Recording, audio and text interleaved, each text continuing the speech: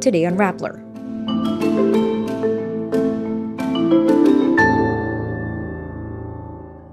A court orders the arrest of KOJC founder Apollo Quiboloy for child and sexual abuse. A survey reveals Senator Tulfo and Vice President Duterte are top contenders for the 2028 presidential race. A 7.2 magnitude earthquake hits Taiwan, the strongest earthquake in 25 years to hit the island nation.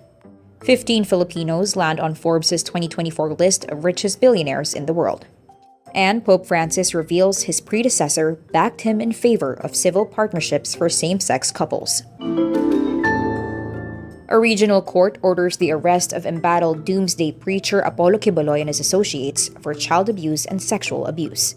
Rappler obtains a copy of the warrant obtained Wednesday, April 3. The arrest warrant is issued against Quiboloy and 5 of his associates. The National Bureau of Investigation arrests Crescente in Davao Wednesday, while Canada and Semañas surrender to authorities. The Senate ordered the arrest of Quiboloy last March 19 for snubbing its inquiry into his alleged human rights abuses.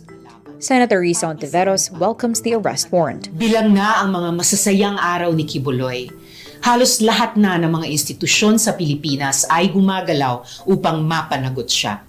Quiboloy and 8 of his associates were indicted by a federal grand jury in the U.S. in 2021. The Davao-based preacher is on the U.S. Federal Bureau of Investigation's most wanted list. A Pulse Asia survey reveals Senator Raffy Tulfo and Vice President Sara Duterte are the top contenders for the 2028 presidential race. In the survey conducted from March 6 to 10, it shows Tulfo obtaining 35% voter preference and Duterte receiving 34% support. Former Vice President Leni Robredo is trailing with 11% voter preference, followed by Senator Amy Marcos at 5% and former Senator Manny Pacquiao at 3%. Former President Rodrigo Duterte and former Manila Mayor Isko Moreno are also mentioned by respondents. Meantime, Senator Grace Poe tops a list of possible contenders for the vice presidential race in 2028 with 35% voter preference.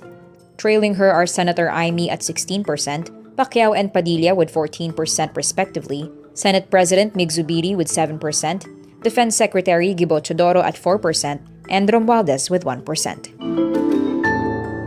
A magnitude 7.2 earthquake hits Taiwan on Wednesday, April 3, the strongest tremor to hit the island in at least 25 years, killing at least 9 people, injuring more than 800, with 77 trapped in tunnels and collapsed buildings.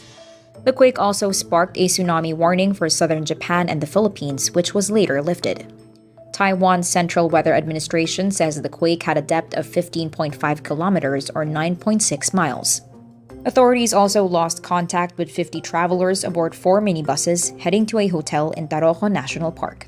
Aftershocks were felt in Taipei with more than 25 registered. Japan's weather agency says several small tsunami waves reached parts of the southern prefecture of Okinawa, putting the quake's magnitude at 7.7, while Chinese state media reports the quake was felt in China's Fujian province and Shanghai.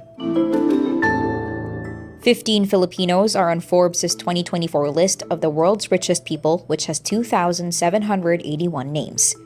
Real estate magnate Manuel Villar, ports tycoon Enrique Razon, and food and beverage king Ramon Ang are the top 3 richest Filipinos on the latest Forbes World Billionaires list, the richest in 2024.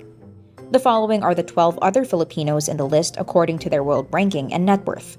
The C siblings who dominate the list own the SM group of companies. Forbes says the US has the most number of billionaires on the list with 813, followed by China, which includes Hong Kong with 473, and India with 200. The richest person in the world is Francis Bernard Arnault and family, owner of luxury goods firm LVMH with a net worth of $222.4 billion. Pop star Taylor Swift makes it to the list for the first time with a net worth of $1.1 billion. Pope Francis says he found an ally in his predecessor, Benedict XVI, when he spoke in favor of civil partnerships for same-sex couples. In a new book due out in Spain, Francis confirms the Catholic Church's opposition to LGBT marriages, but has repeatedly said same-sex couples have a right to be protected by civil union laws. A greater openness towards the LGBT community has been one of the hallmarks of Francis's 11-year papacy, but the more conservative Benedict was not as sympathetic to the cause. Francis says Benedict stood up for him before an unnamed group of cardinals who had complained about the Pope's, quote, heresies on civil partnerships. In December, Francis allowed priests to bless same-sex couples. In the book, Francis also denies there were ever any personal frictions with Benedict during the two popes period.